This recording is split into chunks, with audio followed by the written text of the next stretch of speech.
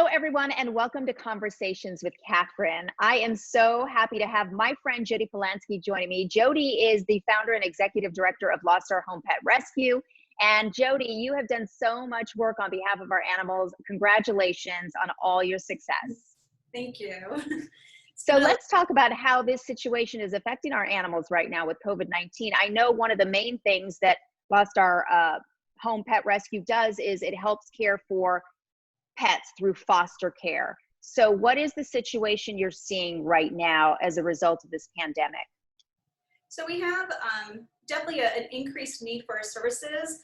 Our temporary care program, which is the one we care for pets for up to 90 days when people are in crisis, is where we're seeing a huge increase in need. And that program basically takes care of the type of people and pets that are most affected by COVID. It just happened to be that way. So it's people who are homeless, domestic violence situations, and people who are hospitalized are the three main types of crises that we're helping out. And all three are a big part now of COVID. So that program alone has had a massive increase in applications for help.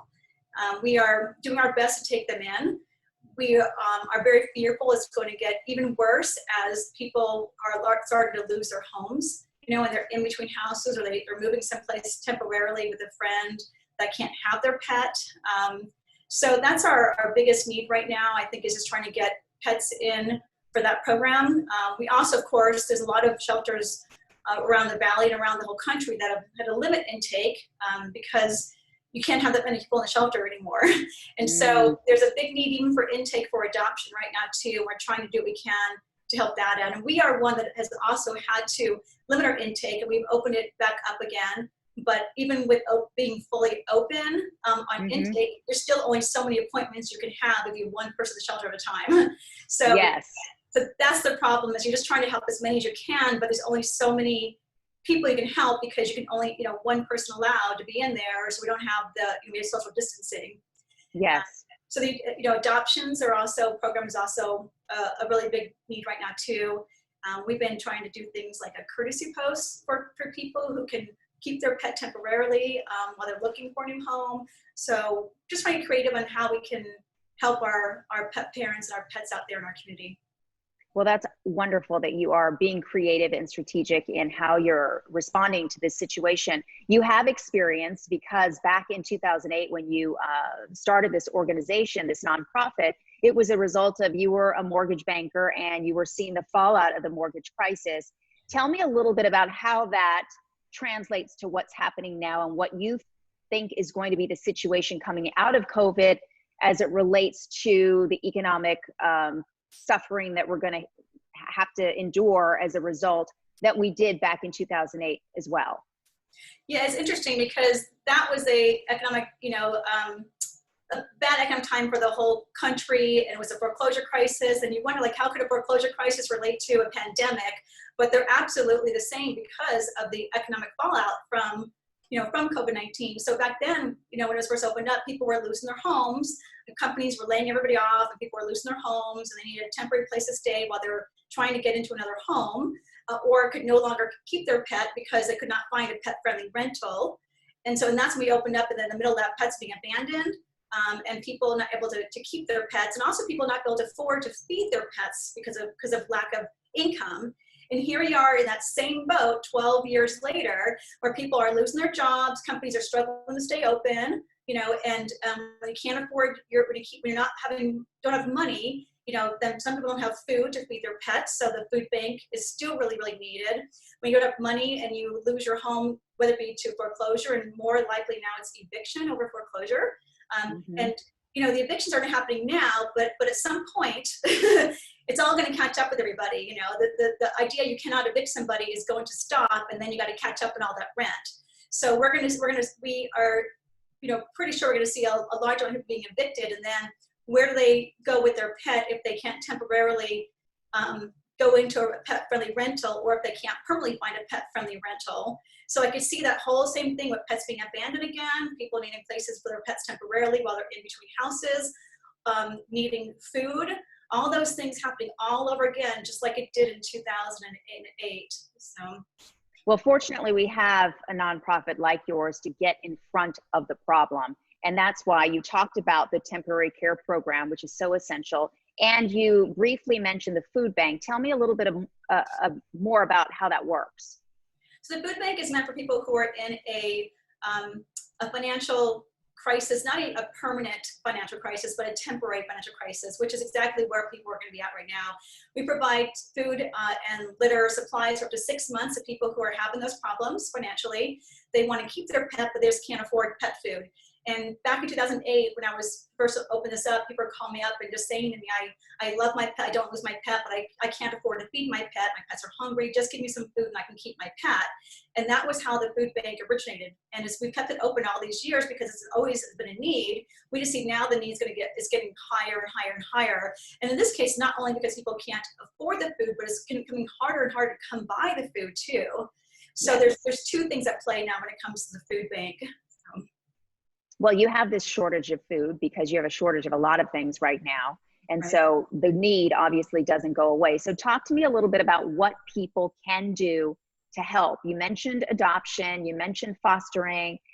Are you taking food donations? Tell me a little bit about how people can respond as they do so well in times of crisis in our community. Yeah, I do want to say that the community has been really great. We were one of the first rescues to put out a plea for foster homes. The fear came over me when I saw this COVID-19. I thought if one person in my shelter gets it and then we all are quarantined, who's going to care for these pets? So immediately we put a plea out for fosters, and the community really came through. And we do have a lot of foster homes right now, people who are just stepped up to help out. One thing we are short on though is fosters that can take in large dogs. We've got a lot of people right now that like, I'll take a small dog, I'll take a cat, but we've got a lot of pets at the shelter that we can't find foster homes for. They're all large dogs that can be really active. And so that's still a big need for us right now. The other thing we need for is definitely for pet food. We are taking pet food donations. This morning, I literally was going through the last of our PetSmart gift cards to order puppy food and kitten food because we're totally out of that, and just taking several litters of each. So right now, puppy food and canned puppy food and canned kitten food is really, really important for us, but all food donations is helpful right now. And then the other really scary thing for us right now is that, our fundraising events have been canceled. We had just renovated our shelter and we have a brand new grand opening that had to be canceled. The idea that we're going to be back to the same point in 2008 where companies aren't able to donate and people are struggling to survive and mind donate, what's going to happen to the support that we normally get and depend upon to take all these pets in. So financial support is really really important for us right now, because I don't know what the rest of the year is going to look like. How do I know how many pets I could take in this month? I don't know what's going to come in for donations this month, right? Mm-hmm. And next month, and then the month after. So as we see the economic fallout, it gets scarier for any nonprofit, because the people that have been supporting them may not be able to support them anymore, or maybe at a much smaller level. So financial donations are really, really important right now. With that, we can buy food even if we needed to, or in-kind donations. So that's where we see, and also, we're trying to do a push now for some automatic reoccurring donations, because if you're able to donate $10 a month or $20 a month, and you can commit to that on a monthly recurring basis, and I know I've got this much money coming in, to the end of the year to help me be able to figure out how many pets I can take in.